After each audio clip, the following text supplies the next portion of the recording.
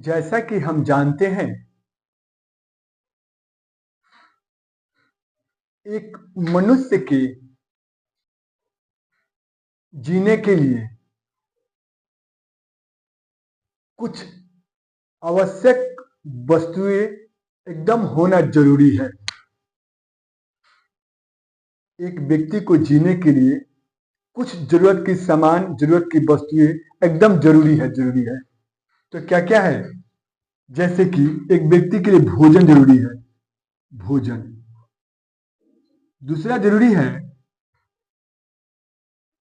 पीने का पानी।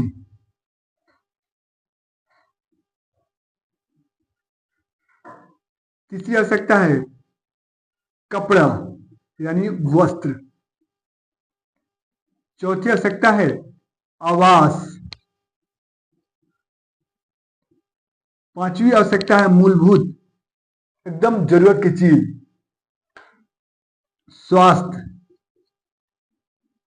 और नेक्स्ट में जरूरत है शिक्षा। यानी किसी व्यक्ति को जीने के लिए ये एकदम बेसिक जरूरी है। अगर ये नहीं रहे तो मनुष्य का जीवन की कल्पना नहीं किया सकता है। अगर इन आवश्यकताओं की पूर्ति अगर कोई व्यक्ति नहीं करता है, इन आवश्यकताओं की पूर्ति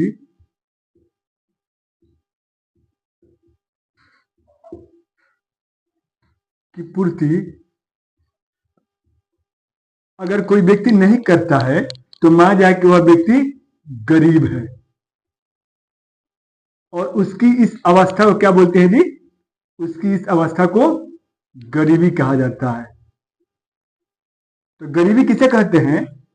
जब किसी व्यक्ति को अपनी मूलभूत की जरूरत यानी भोजन, पीने का पानी, कपड़ा, आवास, स्वास्थ्य एवं शिक्षा, ये मूलभूत जरूरत की वस्तु अगर उसको आपूर्ति नहीं होती है, उसको नहीं मिल पाता है, तो कहा जाएगा कि वह व्यक्ति गरीब है।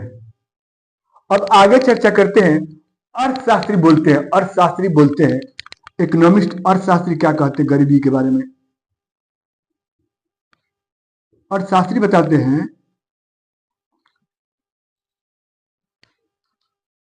कि अगर कोई व्यक्ति अपनी खर्च इन पर नहीं कर पाता, इन पर खर्च करने की इतना पैसा नहीं होती है, वह इतना भी उसके पास व्यय नहीं है कि इस पर खर्च करे, इतना भी उसके पास आय नहीं है कि वह इसको पर खर्च करे। यानी अर्थशास्त्री के अनुसार, माने विद्वानों के अनुसार, कि अगर कोई व्यक्ति अपना खर्च इस सब पर नहीं कर पाता है, यानी इस पर कटौती कर देता है, तो माना जाए कि वह व्यक्ति गरीब है। अब आते हैं निर्धनता कितनी तरह की होती है, निर्धनता के कितने प्रकार होते हैं। तो निर्धनता दो प्रकार की होती है। निर्धनता की दो प्रकार होते हैं। पहली प्रकार में आती है सापेक्ष निर्धनता। क्या आती है? सापेक्ष निर्धनता, जिसको बोलते हैं रिलेटिव पोवर्टी। क्या होता है जी? Relative poverty. दूसरा आता है निरपेक्ष निर्धनता, इसको बोलते हैं एब्सोल्यूट पोवर्टी इंग्लिश में। ओके, अब चर्चा करते हैं इस सापेक्ष निर्धनता क्या है।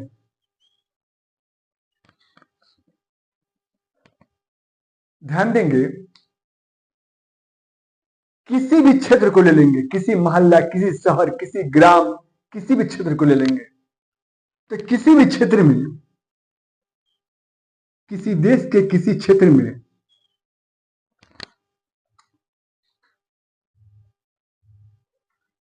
कुछ लोगों का उच्च आय रहता है। क्या रहता है जी? कुछ लोगों का उच्च आय, उच्च आय। और कुछ लोगों का क्या रहता है जी? कुछ लोगों के समूहों का क्या होता है जी? निम्न आय रहता है, निम्न आय। तो जिनका उच्च आय रहता है उनका जीवन स्टाइल कैसा रहता है जी? लाइफ स्टाइल क्या रहता है? लाइफ स्टाइल यानी जीवन स्तर उच्च रहता है। और जिनका निम्न आय रहता है उनका जीवन स्तर क्या रहता है जी? जीवन स्तर निम्न रहता है।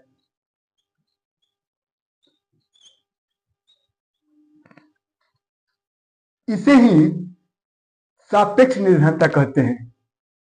यानी जब किसी गांव में, किसी शहर के या किसी खास क्षेत्र के दो आय वर्गों के लोगों के बीच तुलनात्मक अध्ययन किया जाता है, तो एक आय वर्ग के लोगों का जीवन स्तर उच्च रहता है और एक वर्गों का निम्न आय के कारण जीवन स्तर क्या रहता है जी? निम्न रहता है। तो इसे तुलनात्मक अध्ययन को ही सापेक्ष निर्धन, यानी सापेक्ष मतलब इनके अपेक्षा ये निर्धन है। ओके, इसी निर्धनता को ही सापेक्ष निर्धनता कहा जाता है। फिर समझ लीजिए कि जब किसी क्षेत्र विशेष में दो समुदाय के लोग होते हैं, दो समुदाय के लोग, एक लोगों का उच्च आय रहता है, तो उच्च आय होने का इनका जीवन स्टाइल उच्च रहता है, और कुछ लोगों का, चाहे कुछ वर्ग समूह का निम्न आय रहता है, कम आय कमाते हैं, तो कम आय होने का इनका जीवन स्तर निम्न रहता है, तो इनके तुलना में क्या है? निर्धन है। इसे ही सापेक्ष निर्धनता कहते हैं। अब आता है निरपेक्ष निर्धनता। ध्यान देंगे, कुछ लोग ऐसे होते हैं, कुछ समाज में, कुछ समूह में, या कुछ ऐसे लोग होते हैं जिनका खर्चा मतलब व्यय, खर्च मतलब क्या होता है जी? व्यय, खर्च कोई व्यय, जिनका खर्चा अपनी मूलभूत को भी पूरा कर नहीं पाते हैं, जिनका व्यय इतना कम होता है कि अपनी मूलभूत आवश्यकता जैसे कि भोजन, वस्त्र, आवास, स्वास्थ्य, शिक्षा, पेयजल, इनका भी वो पूर्ति उस व्यय से नहीं हो पाता है। ध्यान देंगे, इसमें व्यय की चर्चा किया जा रहा है, यानी कुछ व्यक्ति का खर्च इतना कम होता है कि वो इन आवश्यकताओं को भी वो पूरा नहीं कर पाते हैं। तो जब इस तरह की तुलना किया जाए, यानी खर्च के हिसाब से तुलना किया जाए, उसको क्या बोलते हैं जी? निरपेक्ष, यानी एब्सोल्यूट पॉवर्टी कहा जाता है। अधिकांश देश गरीबी मापने के लिए निरपेक्ष निर्धनता का प्रयोग करते हैं, यानी वे देखते हैं कि एक व्यक्ति का खर्च अपनी मूलभूत आवश्यकता पर कितना पूरा करता है। अगर अपना खर्च इन आवश्यकताओं को भी पूरा नहीं हो पाता है तो वह व्यक्ति क्या होते हैं जी? गरीब कहलाते हैं। स्पष्ट है ना? तो भारत में भी गरीबी मापने के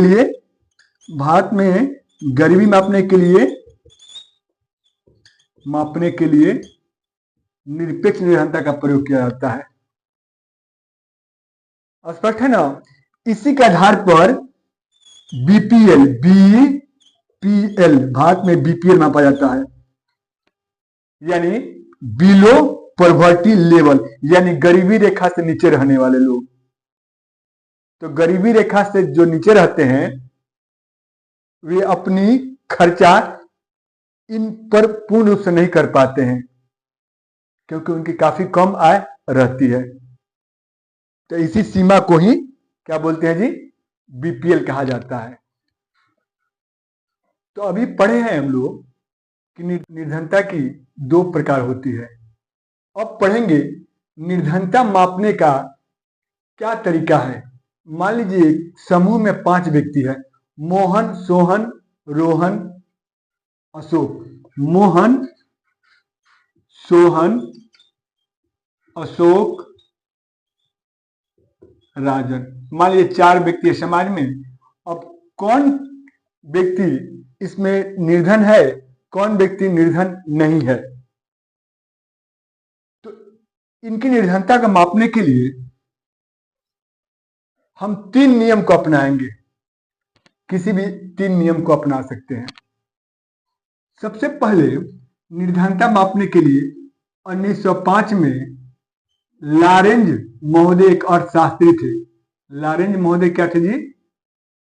जिनका नाम था ओ लॉरेंज। लॉरेंज एक अर्थशास्त्री थे। इन्होंने एक फॉर्मूला दिया।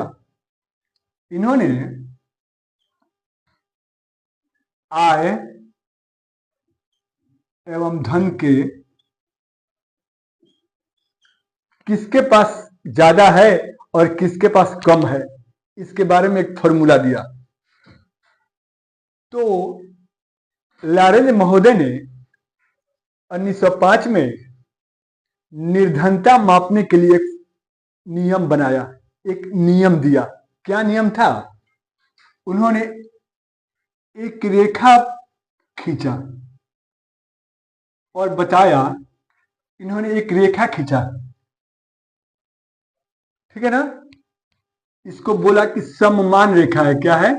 सममान रेखा, सममान रेखा। और इस जो विकर्ण रेखा जो दिख रही है, इसके नीचे की तरफ एक कर्व बनाया। क्या बनाया? एक कर्व बनाया और पुनः उसको विकर्ण पर मिला दिया। और उन्हें बताया ये जो कर्व वाली रेखा है, इन्होंने बताया कि अगर ये कर्व जितना ही अधिक झुका रहेगा, जितना ही अधिक मुड़ा रहेगा, मान लो ज्यादा मुड़ा हुआ है यहाँ पर, तो इसका मतलब क्या हुआ कि समाज में बहुत अधिक निर्धन है लोग। अगर और कर्व झुक गया तो और गरीब है लोग। यानी धन और आय कम है इनके पास। और जब ये कर्व जब ऊपर की तरफ हो जाएगा तब क्या हो जाएगा? यानी धन और आय लोगों के पास बढ़ रहा है ना जी? यानी लोग कम गरीब है। स्पष्ट हो गया? यानी उनका फॉर्मूला बता रहा है कि अगर किसी देश या किसी राज्य में इस सम्मान रेखा के लाइन से कर्व जितना ही दूर रहेगा, जितना ही कर्व दूरी बढ़ते जाएगा, तो माना जाए कि उस देश में गरीबी ज्यादा है, क्योंकि उस देश में आय और धन का वितरण असमान है।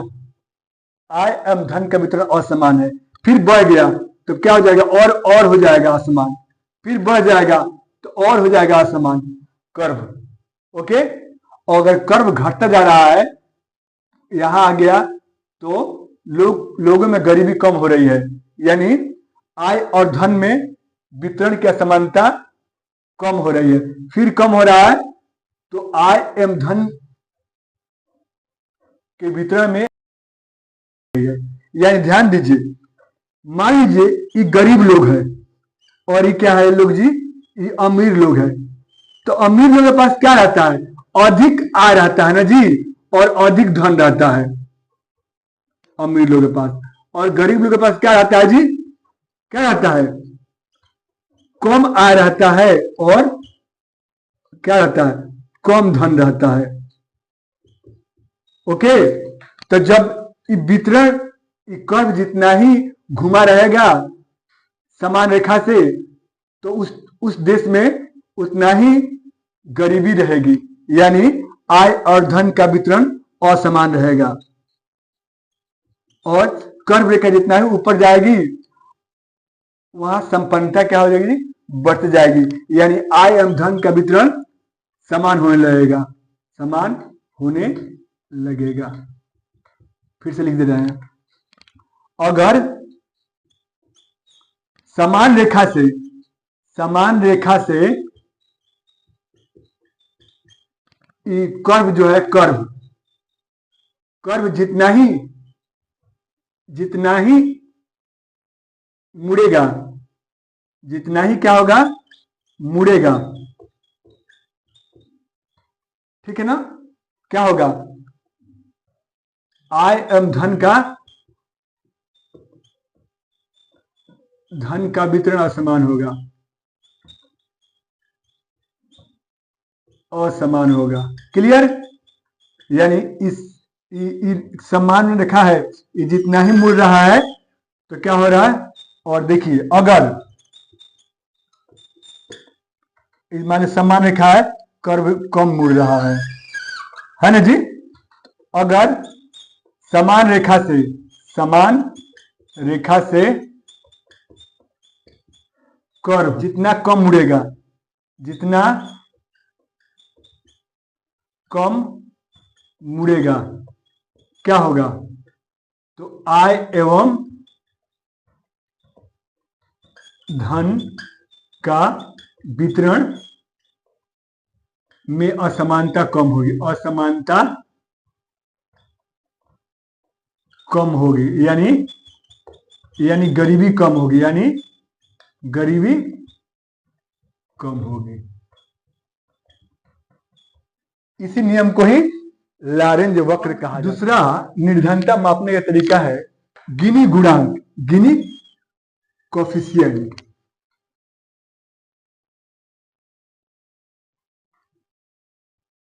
इनका नाम था एक कोराडो गिनी। क्या नाम था जी? कोराडो गिनी। इन्होंने 1912 में इन्होंने भी आय एवं धन के वितरण के बारे में बताया। आय एवं धन के वितरण के बारे में बताया।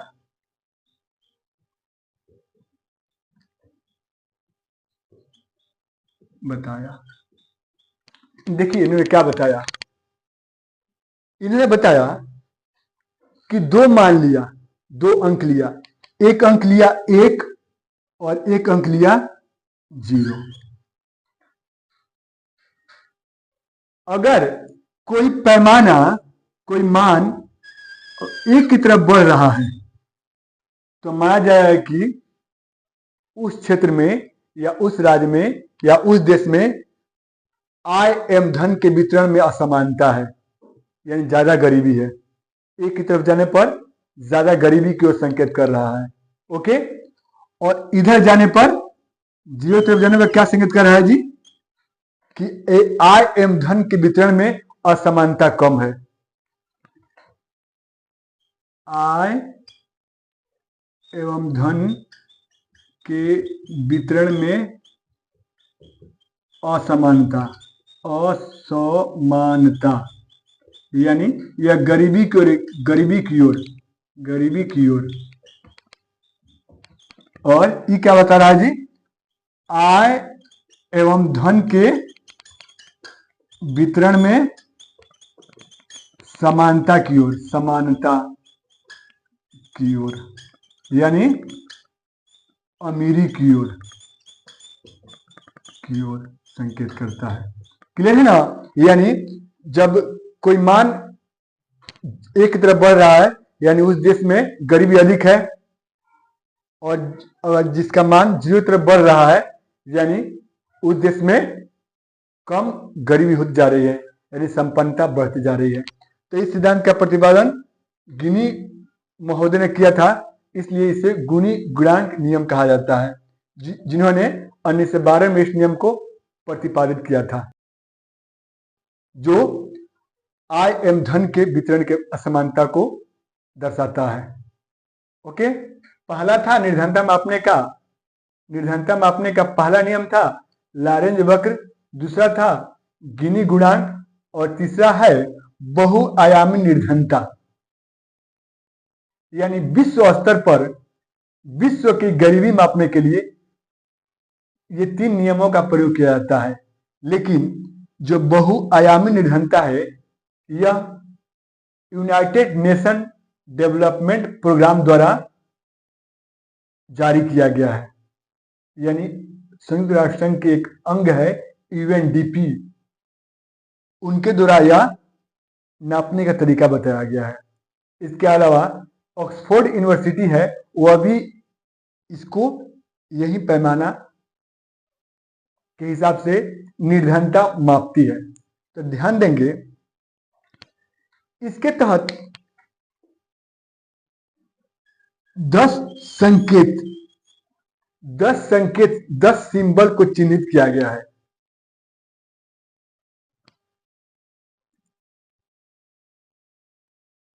तीन सेक्टर में बांट करके 10 सिंबल को चिन्हित किया गया है कि इसी 10 से पता चल जाएगा कि उस देश की निर्धनता की स्थिति क्या है, यानी वहां के लोग निर्धन है, कम निर्धन है, संपन्न है। तो 3 सिंबल क्या क्या है? स्वास्थ्य, शिक्षा और जीवन स्तर, यानी लाइफ स्टाइल। तो स्वास्थ्य में क्या है? स्वास्थ्य में है पोषण, यानी लोगों को कैसा पोषण मिलता है, पोषण। दूसरा है बाल मृत्यु दर, बाल मृत्यु दर, यानी स्वास्थ्य के अंतर्गत 2 सिंबल को, 2 संकेत को लिया गया है। कौन कौन? लोगों का पोषण स्तर कैसे है, बाल मृत्यु दर कितना है, कहते हैं। ठीक है। दूसरा शिक्षा में क्या, शिक्षा के अंतर्गत क्या क्या संकेत लिया गया है? विद्यालय के वर्ष,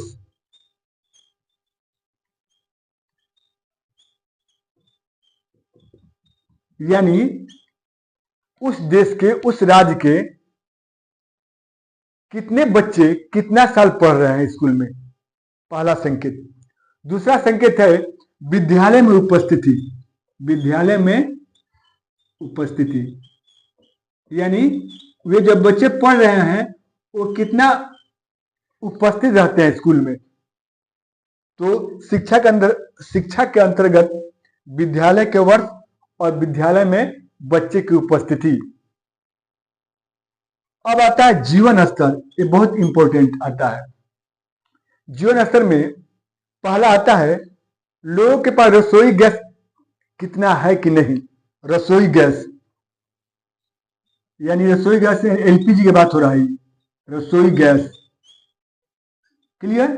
दूसरा आता है कितना लोग स्वच्छता में रहते हैं, बहुत लोग का घर गंदा रहता है तो बताता है कि निर्धन है, वहीं खाते हैं, वहीं कचरा रहता है, वहीं गंदा बदबू करता है। तो इस स्वच्छता पैमाना, अगर स्वच्छ है घर किसी का तो मान जाए वो लोग संपन्न है। दूसरा आता है, नेक्स्ट आता है पेयजल, पीने का पानी। तो पहला हुआ जीवन स्तर में रसोई गैस, दूसरा हुआ स्वच्छता, तीसरा हुआ पेयजल, चौथा हुआ विद्युत, कितने लोगों के पास बिजली कनेक्टिविटी है, लाइन में रहते हैं, विद्युत। नेक्स्ट आता है कितने लोगों के पास आवास है, रहने के लिए आवास है। और अंतिम आता है 10वां, कितने लोगों के पास संपत्ति यानी धन है।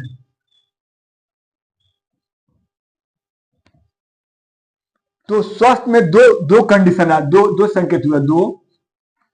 शिक्षा में कितने हुए, 2, विद्यालय के वर्ष और विद्यालय में उपस्थिति। और जीवन स्तर में रसोई गैस 1, स्वच्छता 2, पेयजल 3, विद्युत 4, आवास 5, संपत्ति 6, यानी कुल संकेत, कुल स्वास्थ्य शिक्षा जीवन स्तर में कुल 10 संकेत, 6 और 2 8 2 10 संकेत बहुआयामी निर्धनता में। अगर ये 10 संकेत पर किसी देश की निर्धनता का मापा जाता है। तो जब स्वास्थ्य शिक्षा जीवन स्तर के संकेतों के हिसाब से किसी देश की गरीबी को अगर मापा जाता है तो उससे क्या बोला जाता है जी, बहुआयामी निर्धनता। इसकी खोज किसने किया था जी, यूएनडीपी एवं ऑक्सफोर्ड द्वारा इस नियम से निर्धनता मापा जाता है। भारत में भी 2023 से नीति आयोग कौन आयोग जी? नीति आयोग। इसी तर्ज पर निर्धनता मापती है, इसी तर्ज पर, जिसका नाम है राष्ट्रीय बहुआयामी निर्धनता।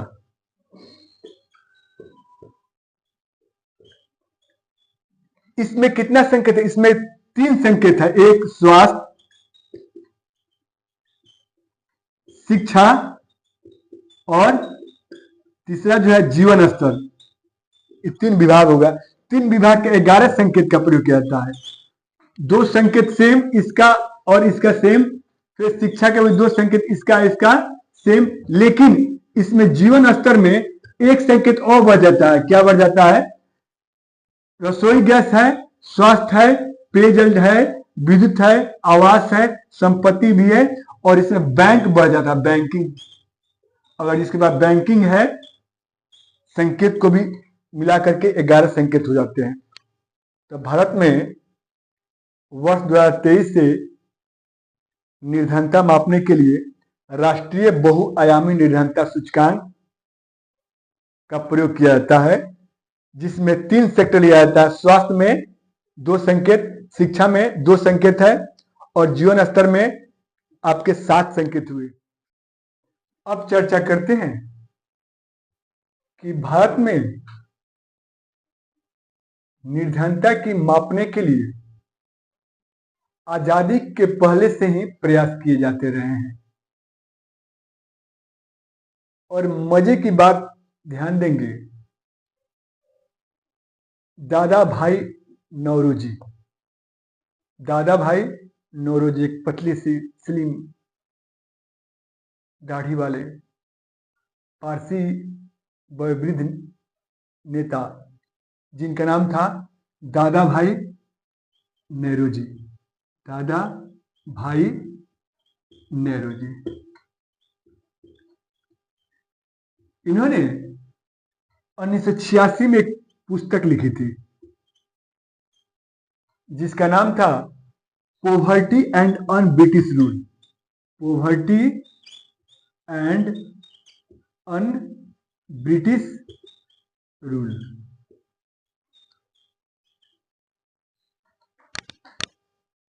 उन्होंने एक पुस्तक लिखा था, जिसमें बताया था कि भारत में प्रति व्यक्ति 20 रुपया आय है, वार्षिक आय। 1986 में उन्होंने जो पुस्तक लिखे थे, उसमें बताया था कि 1986 के आसपास भारत के एक व्यक्ति का सालाना आय कितना रुपया है जी? 20 रुपया है। बाद में एक विद्वान थे, जिनका नाम था फिब्डले सिराज। फिब्डले सिराज। इन्होंने 1911 में बताया कि भारत का प्रति व्यक्ति राष्ट्रीय आय, यानी प्रति व्यक्ति ईयरली जो है 49 रुपया उनकी आय है। यानी एक व्यक्ति जो है हर साल इनके हिसाब से 1911 में 49 रुपया सालाना कमाता था, यानी सालाना उनका आय था। इसके ठीक 2 साल के बाद वाडिया एम जोशी विद्वान थे, 1913 में। इन्होंने बताया कि नहीं भैया, भारत का प्रति व्यक्ति सालाना आय है 44 रुपया 30 पैसा। 44 रुपया 30 पैसा। लेकिन सबसे महत्वपूर्ण जो इंपॉर्टेंट जानकारी थी, जो वीके राव जी थे, वीके राव, 1931 में इन्होंने वैज्ञानिक तर्क का आधार बताया कि भारत का प्रति व्यक्ति आय है 62 रुपया सालाना प्रति व्यक्ति आय है। यानी एक व्यक्ति जो है हर साल 62 रुपया कमाता है। इसके बाद में योजना आयोग आया, एक कमेटी गठित हुई और उस कमेटी ने अपनी रिपोर्ट दिया, जो योजना आयोग में, नीति आयोग में हम लोग पढ़ेंगे। क्लियर है ना? अब हम देखते हैं कि जब भारत आजाद हुआ, तो जब भारत आजाद हुआ तो अंग्रेज जो थे भारत को हर तरह से शोषित किए थे, हर तरह से भारत को लूटे थे, हर तरह से भारत को दोहन किए थे। और जब भारत आजाद हुआ तो आजादी के बाद लोगों का जीवन स्तर काफी निम्न था, क्योंकि लोगों के पास काफी कम आय था। उस समय भारत की प्रति व्यक्ति राष्ट्रीय आय बहुत कम थी, लगभग 62 रुपया या 70 रुपये के आसपास हुआ करती थी आजादी के समय। लेकिन वही इंग्लैंड की तुलना किया जाए तो उनकी हजारों हजारों में प्रति व्यक्ति आय थी। अब देखिए कहाँ 70 रुपये के आसपास प्रति व्यक्ति आय, कहाँ हजारों हजारों की आय। तो जीवन स्तर में काफी क्या थी, यहाँ के लोग काफी गरीब थे। तो समय समय पर सरकार ने गरीबी दूर करने के लिए, भूखमरी को दूर करने के लिए प्रयास किए। जैसा कि हम देखते हैं कि अंग्रेज जो है भारत को हर तरह से शोषित किए, हर तरह से भारत को लूटा। जब भारत आजाद हुआ तो लोगों के पास सबसे महत्वपूर्ण समस्या क्या थी, इंपॉर्टेंट, भूखमरी।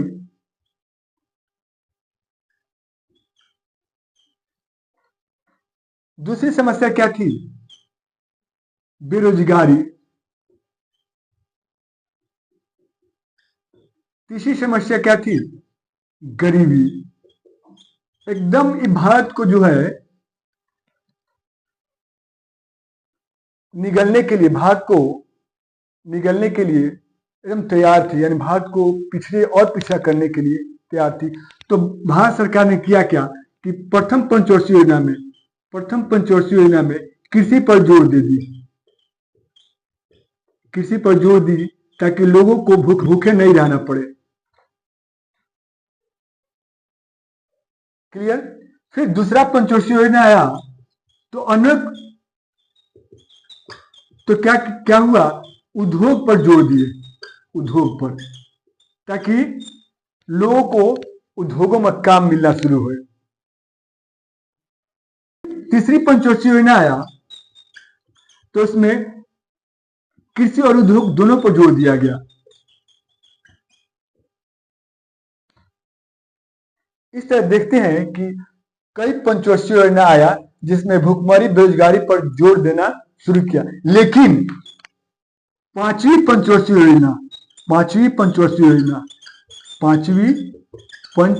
योजना जो 1974 से लेकर के 1978 तक थी, इसमें मुख्य रूप से गरीबी भगाओ का नारा दिया गया। क्यों? क्योंकि जब तक हमारे देश में गरीबी रहेगी, हमारा देश आगे की ओर नहीं बढ़ेगा। क्योंकि कहा जाता है कि अगर पेट में भोजन नहीं रहेगा, आवास नहीं रहेगा, स्वास्थ्य नहीं रहेगा, शिक्षा नहीं रहेगा, रहने के लिए मकान नहीं रहेगा, तो हम एक अच्छे भारत, एक विकसित भारत की कल्पना हम नहीं कर सकते हैं। गरीबी को दूर करने के लिए, इस गरीबी को हटाने के लिए अनेक समितियां गठित हुई, अनेक समितियां बनी, अनेक क्या बनी, समितियां बनी, जिनके रिपोर्ट के आधार पर सरकार योजना बनाए ताकि उस गरीबी को दूर किया जाए। ओके, तो जानते हैं कि सरकार ने गरीबी भगाने के लिए, गरीबी को मिटाने के लिए समय समय पर अनेक समितियां को गठित किया। तो पहली समितियां हैं पहले समिति बनी थी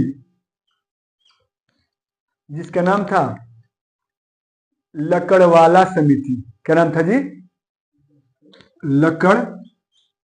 लकड़वाला समिति।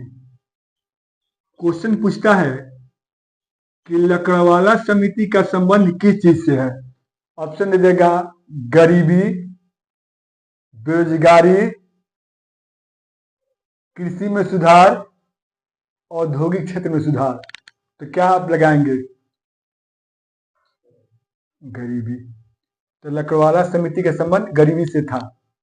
यह समिति का गठन 1989 में हुआ था, जिसने भारत के गरीबी के बारे में व्यापक अध्ययन किया। गरीबों और उनकी स्थिति के बारे में व्यापक अध्ययन करने के बाद वर्ष 1993 में अपना रिपोर्ट दिया। किसको दिया जी? भारत सरकार को। रिपोर्ट भारत सरकार को दिया।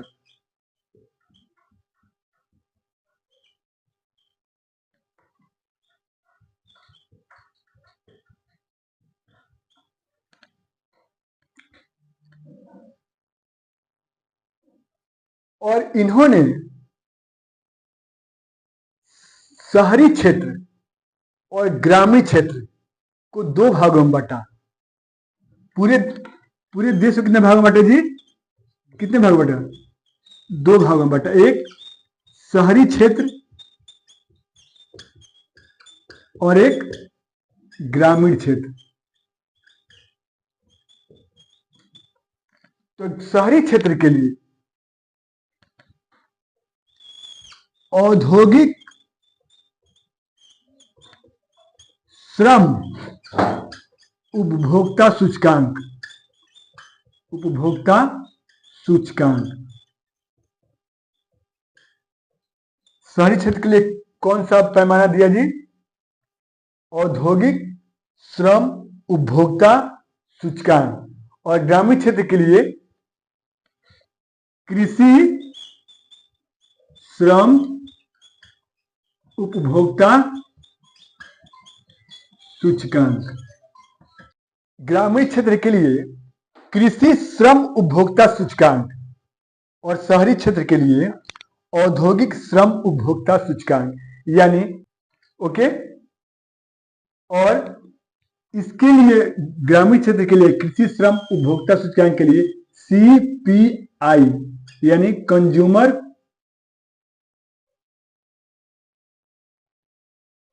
प्राइस इंडेक्स, इसके लिए क्या बना? एग्रीकल्चर लेबर AL, यानी दो सूचकांक इन्होंने बना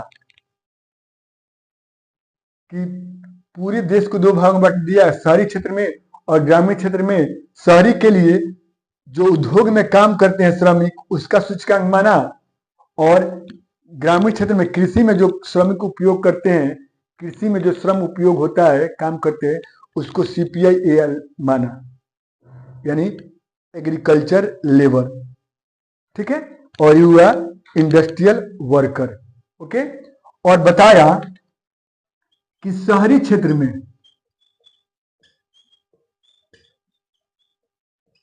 जो व्यक्ति 2100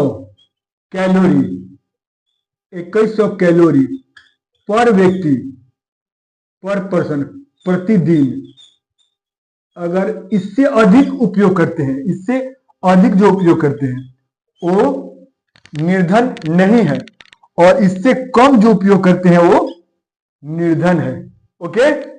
और ग्रामीण क्षेत्र में बताया है कि 2400 कैलोरी प्रति व्यक्ति प्रतिदिन, अगर इनसे अधिक जो गांव में उपयोग करते हैं वो निर्धन नहीं है, और इससे कम जो उपयोग करते हैं वो निर्धन है। स्पष्ट है क्या? क्या? हाँ, कैलोरी का आधार बनाया।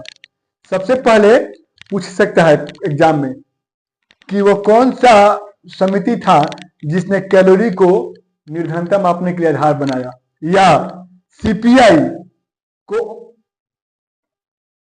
निर्धनता मापने का आधार बनाया। क्योंकि सीपीआई किस में मापा जाता है? राष्ट्रीय आय मापा जाता है। लेकिन इसको ना मान करके इसने गरीबी में मापने के लिए सीपीआई का प्रयोग किसने किया था? तो लकड़वाला समिति ने किया था। ओके, चलो अब यहां सवाल होती है कि कैलोरी क्या होता है। तो देखिए, हम लोग दाल दिन भर में खाते हैं, दाल, चावल, सब्जी, दूध, दही, दलिया खाते हैं ना। तो हमारी सब्जी में सुबह में कुछ और खाते हैं, दोपहर में कुछ और खाते हैं, शाम में कुछ और खाते हैं। क्लियर? तो बहुत लोग ध्यान देंगे, यहाँ ध्यान देंगे कि मान लीजिए कि कोई व्यक्ति केवल सुबह में 2 रोटी या चटनी खा ले रहा है, शाम में भी 2 रोटी चटनी खा ले रहा है, रात में 2 रोटी चटनी। और कोई व्यक्ति सुबह में चना, मूंग, गुड़ और 1 गिलास दूध पी रहा है, दोपहर में चावल, दाल, सलाद, दही, पापड़ खा रहा है, शाम में 4 रोटी, 1 गिलास दूध, हरी सब्जी और कुछ ड्राई फ्रूट्स खा रहा है। किसको ज्यादा एनर्जी मिलेगा? ज्यादा एनर्जी किसको मिलेगा? अरे ज्यादा एनर्जी जो जो एक व्यक्ति खा रहा है रोटी चटनी सुबह में भी, दोपहर में भी रोटी चटनी खा रहा है, और शाम में भी रोटी या सब्जी खा रहा है, रोटी सब्जी, और एक व्यक्ति ही खा रहा है, एक व्यक्ति ही खा रहा है। ज्यादा पावर किसको मिलेगा? इधर वाला को। तो सिंपल समझिए कि जिसकी कैलोरी 2400 से ज्यादा हो गई तो वह व्यक्ति निर्धन नहीं है, और जिसकी कैलोरी 2400 से कम हो गई, इससे कम है ना जी कैलोरी, तो कैलोरी का ऊर्जा की मापना होता है। यानी जो हम लोग खाते हैं, जो हमारे शरीर में पावर आता है, वो ऊर्जा होता है, वो उसको मापते हैं कैलोरी से। तो जिसकी कैलोरी 2400 से अधिक है वह गरीब नहीं है, और जिसकी कैलोरी 2400 से कम है वो क्या व्यक्ति? वह गरीब है। अब स्पष्ट हो गया। अगली समिति की बात करते हैं। ध्यान देंगे, यह समिति बहुत ही इंपॉर्टेंट है, बहुत ही इंपॉर्टेंट है, और अधिकांश क्वेश्चन निर्धनता से इसी से पूछा जाता है, इसलिए बहुत अच्छा ध्यान देंगे।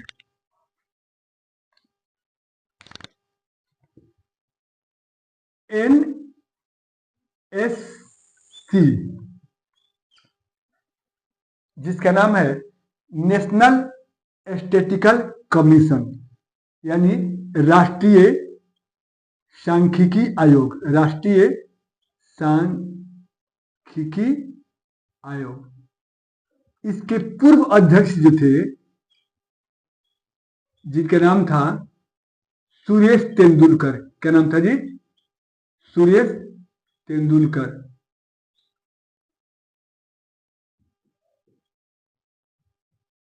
यह एक जाने माने अर्थशास्त्री थे। तो वर्ष 2005 में सुरेश तेंदुलकर की अध्यक्षता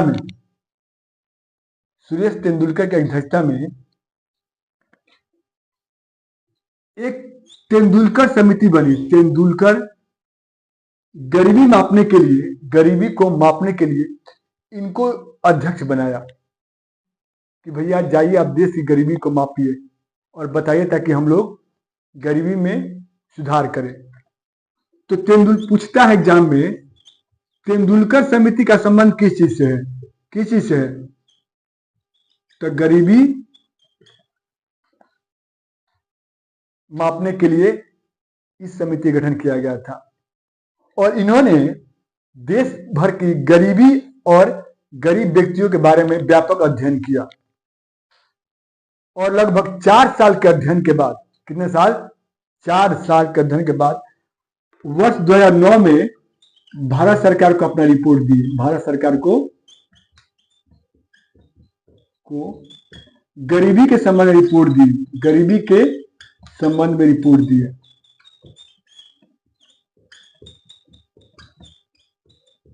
ठीक है ना, ध्यान देंगे।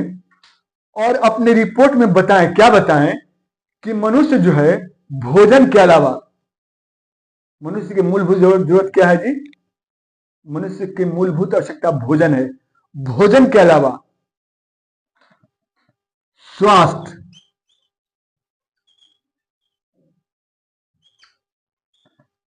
शिक्षा,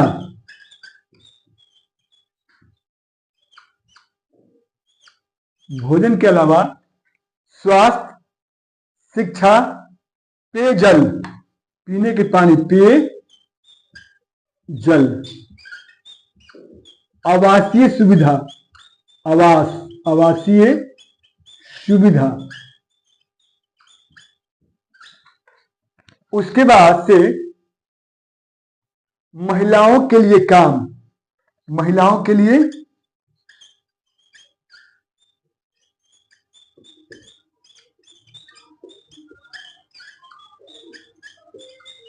काम, और अंतिम महत्वपूर्ण चीज है कि लाभ तक, यानी किसी बच्चे को लाभ मिल रहा है कि नहीं मिल रहा है, यानी बच्चे समय से स्कूल जा रहे हैं कि नहीं, बच्चे को उचित पोषक मिल रहा है कि नहीं मिल रहा है, बच्चों को बढ़िया से कपड़ा मिल रहा है कि नहीं मिल रहा है, बच्चों क्या क्या कहीं काम वगैरह तो नहीं ना कर रहे हैं, यानी बच्चों को लाभ तक पहुंच, बच्चों लाभ तक, बच्चों का पहुंच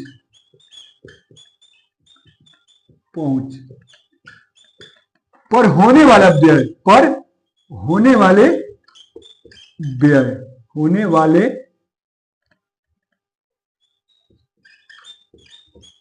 व्यय,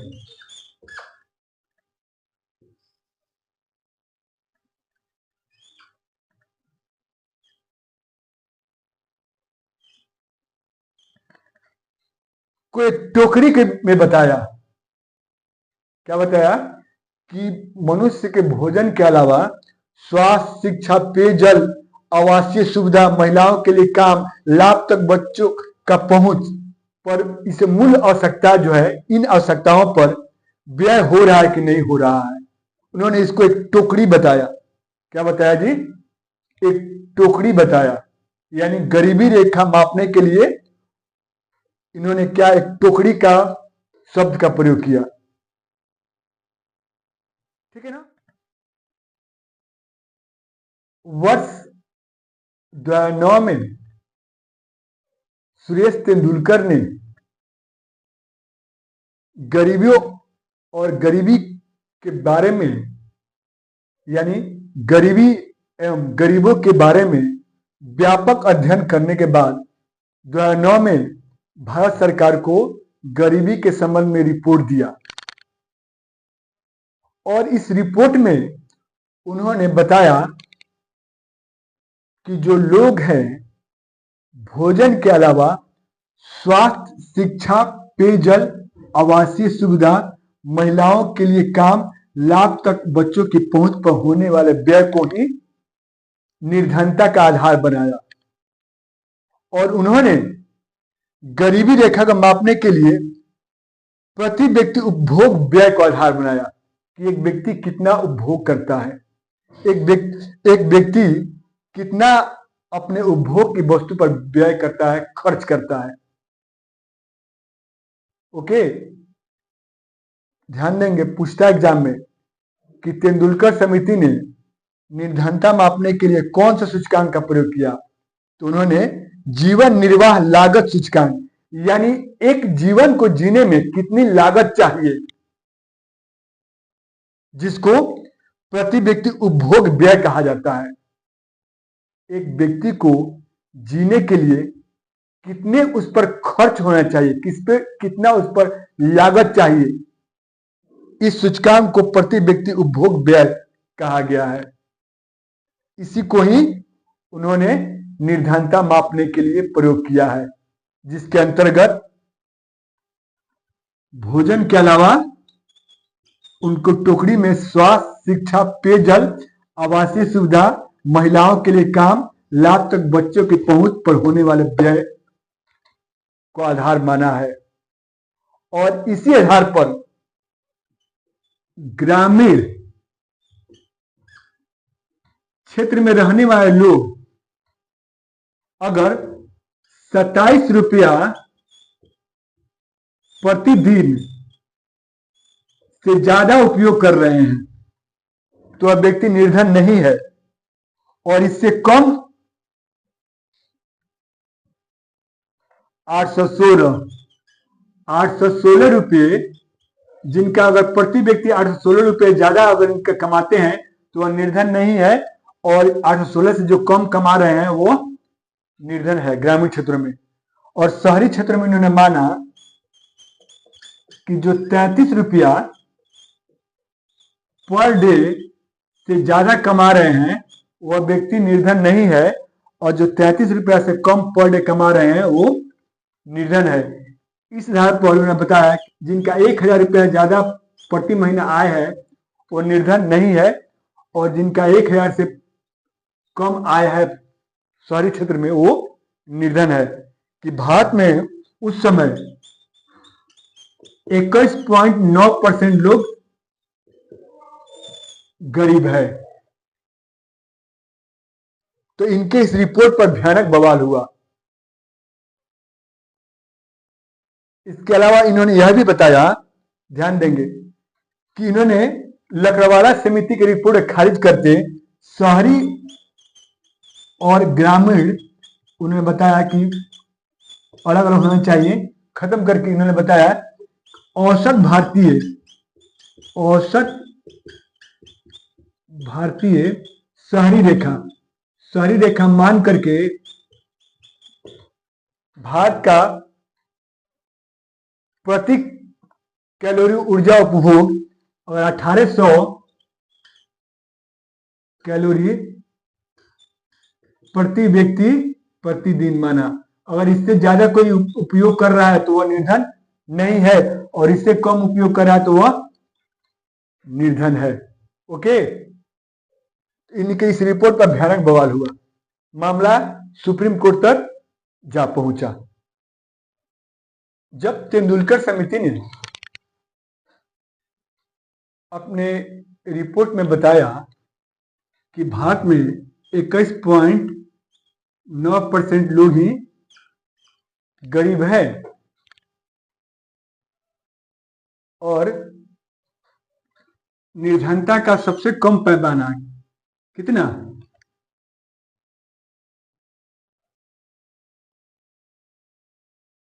कि अगर कोई व्यक्ति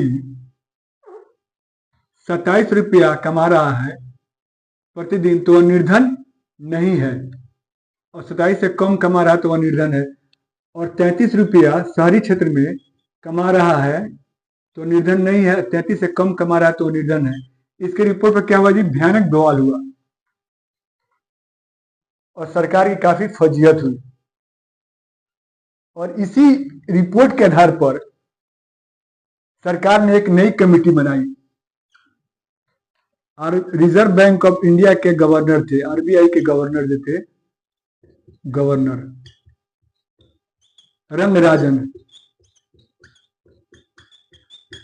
पूर्व गवर्नर थे, पूर्व गवर्नर।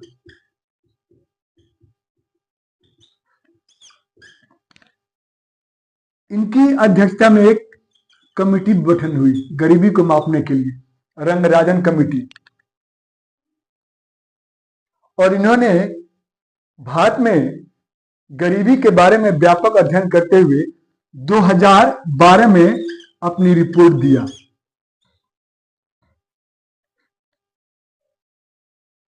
ओके, और इस रिपोर्ट में उन्होंने बताया अगर ग्रामीण क्षेत्र में, कौन क्षेत्र में जी, ग्रामीण क्षेत्र में, कब बताया, 2012 में रिपोर्ट दिया,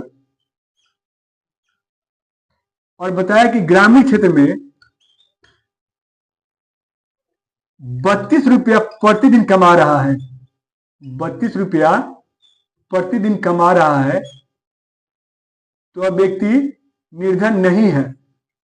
और इससे जो कम कमा रहा है, 32 से कम, वह निर्धन है। यानी प्रति माह ₹972 से कम कमाने वाले व्यक्ति वह निर्धन है। ओके। और शहरी क्षेत्र में ₹47 प्रतिदिन कमाने वाले ₹1407 पर माह। इससे अगर कोई ज्यादा कमा रहा है तो वह शहरी क्षेत्र में निर्धन नहीं होगा। और इन्होंने अपने रिपोर्ट में बताया कि भारत में 29.5% लोग क्या है, गरीब है। कितना गरीब है जी? 29.5% लोग गरीब हैं। ओके। तब जाके थोड़ा सा राहत मिला कि नहीं भाई, भारत में गरीब लोग ज्यादा है। सरकार ने समय समय पर अनेक अन्य समितियां गठित किया गया। एक समिति है हाशमी समिति, हाशमी, और एक है सक्सेना समिति, सक्सेना समिति। इन्होंने भी गरीबी मापने के लिए इन्होंने नया तरीका अपनाया। गरीबी मापने के लिए समिति है।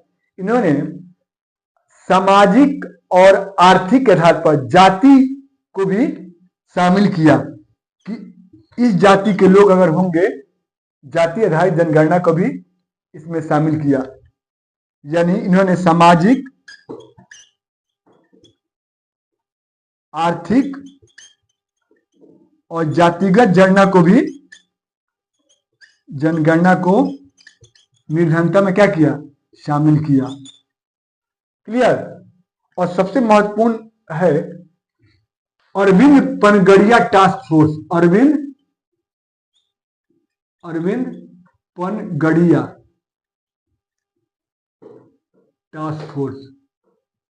पूछ सकता है एग्जाम में कि टास्क फोर्स जो है एक समिति गठित हुई थी। क्योंकि टास्क फोर्स इसलिए नाम दिया गया क्योंकि अगर गरीबी रहे भारत में तो भारत विकास नहीं कर सकता है। तो यह नीति आयोग के पूर्व उपाध्यक्ष थे अरविंद पनगड़िया, पहले नीति आयोग के उपाध्यक्ष थे। उनके गाइडलाइन में गरीबी मापने के लिए एक टास्क फोर्स गठित किया गया, ठीक है ना, जिसमें थे सोमनाथ बनर्जी, सोमनाथ थे।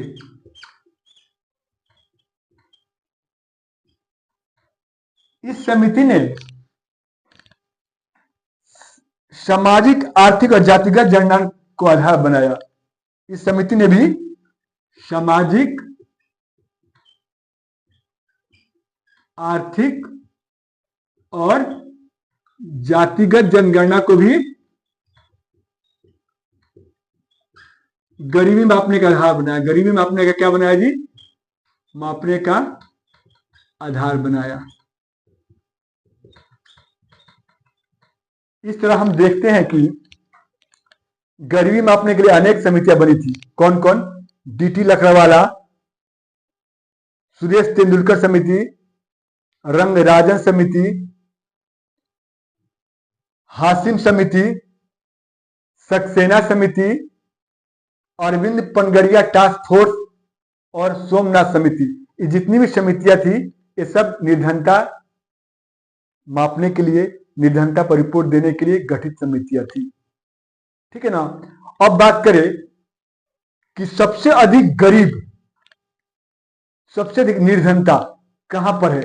तो सबसे अधिक निर्धनता है भारत के बिहार राज्य में है। कितना निर्धनता है? लगभग 26.5% लोग निर्धन है बिहार में। बिहार में कितनी निर्धनता है जी?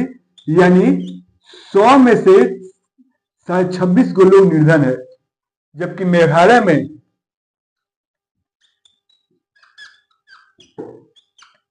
26.4% है।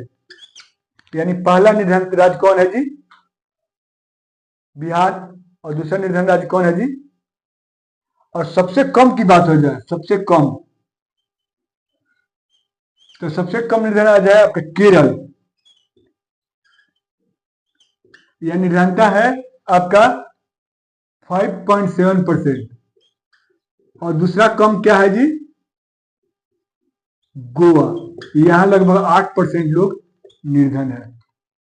अब चर्चा करते हैं निर्धनता का दुष्चक्र। निर्धनता का दुष्चक्र। निर्धनता का दुष्चक्र।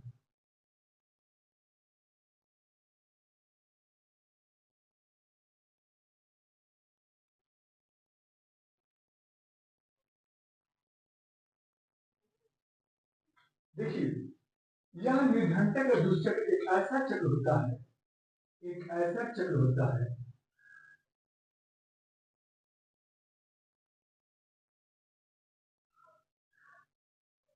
दुष्चक्र, जो निर्धनता शुरू होकर के और निर्धनता पर क्या हो जाती है, समाप्त हो जाती है। निर्धनता एक ऐसा चक्र है जो निर्धनता शुरू होती है और निर्धनता गुजरते हुए निर्धनता पर ही समाप्त हो जाती है। निर्धनता शुरू होती है और एक चक्र करते हुए निर्धनता पर ही समाप्त हो जाती है। इसी चक्र को ही निर्धनता का दुष्चक्र कहा जाता है। इस शब्द का सबसे पहले प्रयोग किए थे प्रोफेसर रागनर नरकसे, एक अर्थशास्त्री है प्रोफेसर रागनर नरकसे। इन्होंने सबसे पहले इस शब्द को गढ़ा कि निर्धनता एक ऐसी चक्र होती है जो निर्धनता शुरू होकर के अंतकाल में निर्धनता तक ही खत्म हो जाती है। और उन्होंने एक अपने परिभाषा में बताया, क्या परिभाषा बताया कि निर्धन व्यक्ति जो होते हैं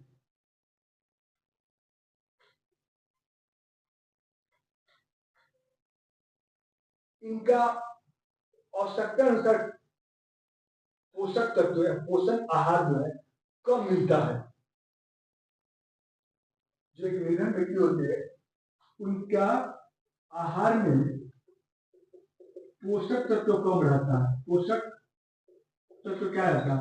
कम रहता है। यानी नून रोटी कुछ भी खा लेते हैं, भात चटनी, एक पोषक तत्व के लिए पूर्ण आहार भात दाल सब्जी सलाद दूध घी होना चाहिए, लेकिन केवल नून और रोटी खा लेते हैं। तो क्या होता है कि आवश्यक पोषक आहार उनको उपलब्ध नहीं होता है। जब आवश्यक पोषक तत्व नहीं मिलेगा तो क्या हो जाएंगे? वो कमजोर हो जाएंगे, समय से पहले बूढ़ा दिखेंगे, कमजोर हो जाएंगे।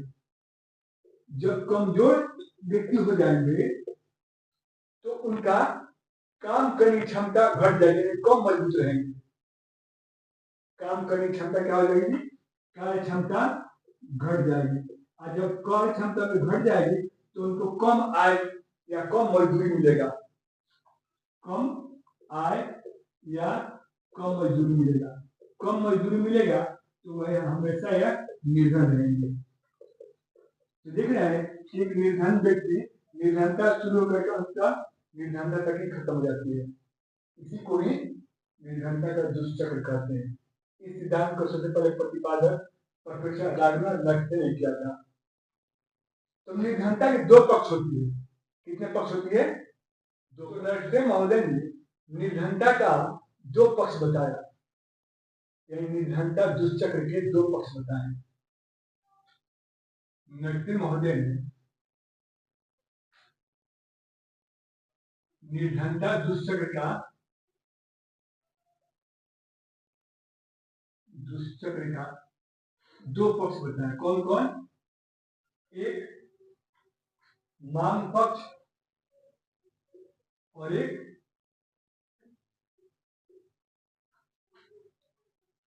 पूर्ति पक्ष। पूर्ति पक्ष।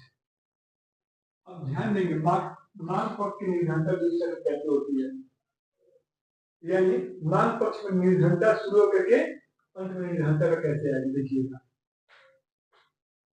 मान लीजिए एक निर्धन व्यक्ति है, तो जब निर्धन व्यक्ति होंगे तो उनको आय कम रहेगी जी, कम आय रहेगी। तो निर्धन व्यक्ति क्या होता है जी? कम आय रहता है, यानी कम आय के कारण मांग में कमी आएगी।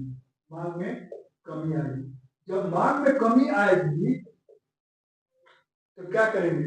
उद्योग धंधे या उत्पादन घटने लगेगा। जब मांग में वृद्धि होगी तभी उत्पादन बढ़ेगा जी, नए उद्योग लगेंगे। लेकिन जब मांग में कमी आएगी तो उत्पादन घटने लगेगा, उद्योग धंधे कम प्रोडक्शन करेंगे, उद्योग धंधे बंद होने लगेंगे, होगा ना जी। तो क्या होगा? मांग में कमी का उत्पादन घटेगा, उत्पादन घटेगा, यानी उद्योग धंधे की क्रियाशीलता कम हो जाएगी या बंद हो जाएगी। ठीक है ना? तो जब उत्पादन घटेगा तो क्या होगी? जब उद्योग धंधे की क्रियाशीलता घट जाएगी तो क्या होगा? लोगों को हटा दिया जाएगा। हटा दिया जाएगा जी, तो क्या होगा जी? बेरोजगारी बढ़ेगी। बेरोजगारी बढ़ेगी। और जब बेरोजगारी बढ़ेगी तो क्या होगा? आय में कमी हो जाएगी।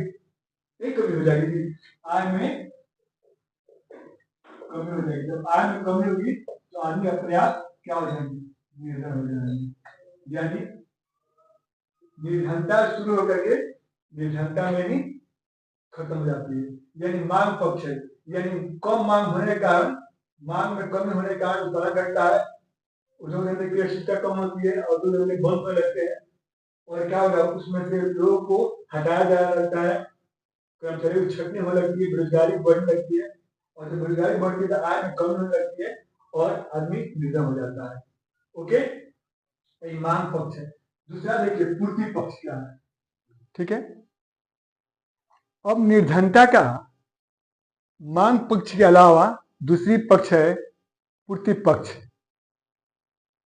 जो निर्धनता शुरू होकर के अंततः निर्धनता तक कैसे खत्म होती है। देख लीजिए पूर्ति पक्ष।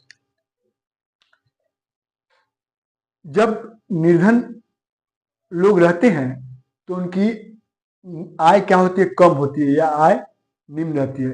तो जब निम्न आय रहती है तो बचत को कम कर पाते हैं या बचत कर ही नहीं पाते हैं, उनकी बचत नहीं हो पाती है। कम बचत या बचत नहीं रहती है, बचत नहीं हो पाती है क्योंकि उनका आय ही कम है। तो बचत क्या करेंगे? जब बचत कम करेंगे तो जब बचत ही नहीं होगा तो निवेश नहीं करेंगे। ओके, निवेश नहीं कर पाएंगे या बहुत कम निवेश करेंगे या कम निवेश करेंगे। और जब जीवन स्तर काफी नीचे रहेगा, जीवन स्तर निम्न, और ये व्यक्ति क्या होंगे जी? निर्धन होंगे। तो देखें, निर्धनता शुरू होकर के निर्धनता तक ही खत्म हो जाती है पूर्ति पक्ष में भी।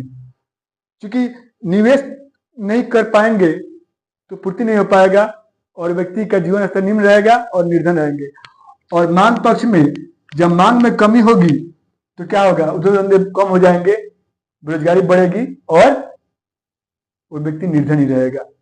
तो निर्धनता के दो चक्र होते हैं, मांग पक्ष और एक पूर्ति पक्ष, जिस सिद्धांत का प्रतिपादक प्रोफेसर रागनर नरकसे थे।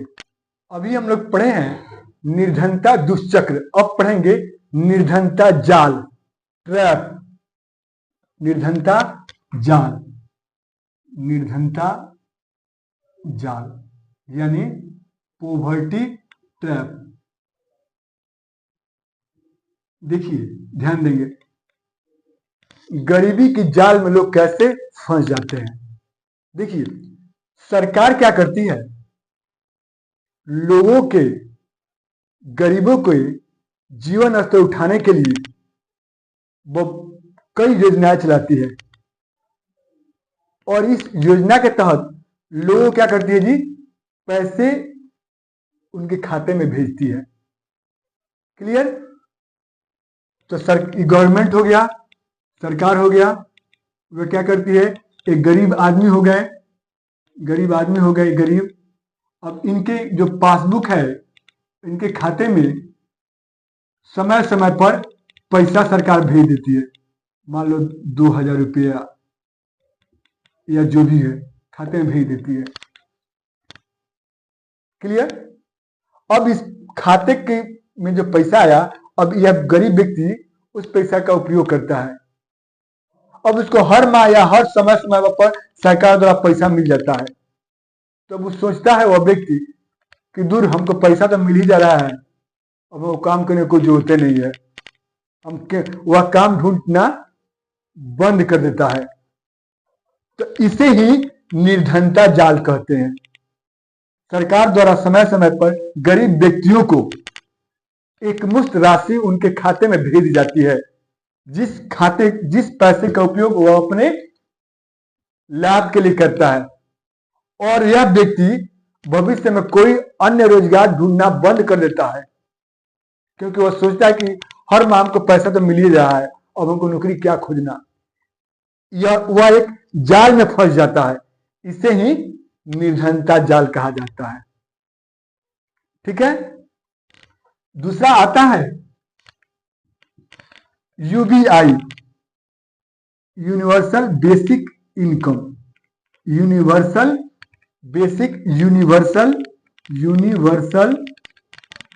बेसिक इनकम, यानी सरकार की सबसे महत्वपूर्ण योजना है। जब सरकार जो है अपने देश के सभी नागरिकों को एक मुश्त राशि देती है कि वह अपने इस पैसा को किसी मद में किसी पर भी खर्च करे, सरकार कोई रोक नहीं लगाती है। वो अपने हिस्सा, अपने मन मर्जी से उस पैसा को कहीं खर्च कर सकता है, दारू पीने में भी। तो इस तरह के प्लान को ही यूनिवर्सल बेसिक इनकम कहते हैं। जब सारी गरीबी की योजनाएं फेल हो जाए सरकार को, तब यह योजना सरकार अपनाती है। भारत में अभी इस तरह की कोई प्लान नहीं है। ओके, अगला आता है trickle down theory. Trickle down theory, देखिए, मान लीजिए, यहां ध्यान देंगे,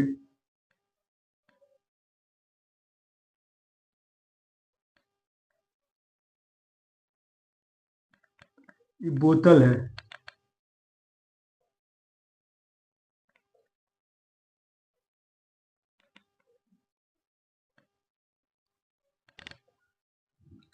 मान लीजिए सरकार इसमें भरने के काम कर रही है, तो इसमें जब पानी गिरेगा तो कहाँ जाएगा, यहाँ जाएगा, फिर इसमें से इसमें जाएगा, फिर इसमें से इसमें जाएगा। इसी सिद्धांत को ही ट्रिकल थ्योरी सिद्धांत कहा जाता है। यानी कहने का मतलब है, सरकार जब है जीडीपी यानी राष्ट्रीय आय या जीएनपी में जब वृद्धि करेगी, तो इसका लाभ किसको मिलेगा, गरीबों को मिलेगा, और उनका जीवन स्तर दूर होगी, जीवन स्तर क्या होगी, उच्च हो जाएगी, निर्धनता दूर होगी। इसी सिद्धांत को ही ट्रिकल डाउन थ्योरी कहते हैं। यानी जब सरकार जो है राष्ट्रीय आय में या प्रति व्यक्ति आय में जब वृद्धि करेगी, तो क्या होगा, जब सरकार की जीडीपी में वृद्धि होगा या सरकार के जीएनपी में वृद्धि होगा, तो निर्धनता में भी कमी आएगी और लोगों का जीवन स्तर उच्च होगा। इसे ही ट्रिकल डाउन थ्योरी कहते हैं। हम जानते हैं कि अमर्त्य सेन एक अर्थशास्त्री थे, जिनका संबंध भारत से भी था। उन्हें 1998 में नोबेल अवार्ड मिला था। क्या मिला था जी? नोबेल अवार्ड मिला था। किसके लिए? कल्याणकारी अर्थशास्त्र के लिए। कल्याणकारी अर्थशास्त्र के लिए। इन्होंने उस पुस्तक में, कल्याणकारी अर्थशास्त्र जो पुस्तक लिखा था, उस पुस्तक में गरीबी के कारण और समाधान के बारे में बताया था। उन्होंने बताया था कि उनका जो सिद्धांत था गरीबी को दूर करने के लिए, उसका नाम है क्षमता दृष्टिकोण। क्षमता दृष्टिकोण। गरीबी को निदान करने के लिए कौन सिद्धांत दिए थे उन्होंने? क्षमता यानी कैपेबिलिटी अप्रोच। क्षमता दृष्टिकोण। उन्होंने बताया कि गरीब व्यक्तियों को भी निर्णय लेने का क्षमता होती है। सरकार को चाहिए कि उनको क्षमता पर विश्वास करके उनके योग्यता पर विश्वास किया जाए और उनकी योग्यता के हिसाब से उनको काम और रोजगार दिया जाए, ताकि वो हमेशा के लिए अपने पैर पर खड़ा हो जाए और निर्धनता हमेशा के लिए दूर हो जाए। इसी सिद्धांत को ही कैपेबिलिटी अप्रोच या क्षमता दृष्टिकोण कहा जाता है।